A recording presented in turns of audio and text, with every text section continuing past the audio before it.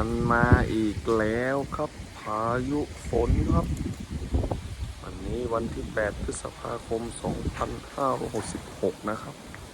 บ้านใหม่พัฒนาหมู่ 11 ตำบลสันต้นเมืองอำเภอแม่จังหวัดเชียงใหม่ครับมาอีกแล้วครับนี่ครับท้องฟ้าดำหมดเลยนะครับตอนนี้วันนาอย่าให้หนักเหมือนทุกทีนะครับนี่มาอีกแล้วนี่ครับดูความน่ากลัวของพายุครับปีนี้มาแล้วครับรอบที่5ครับปีนี้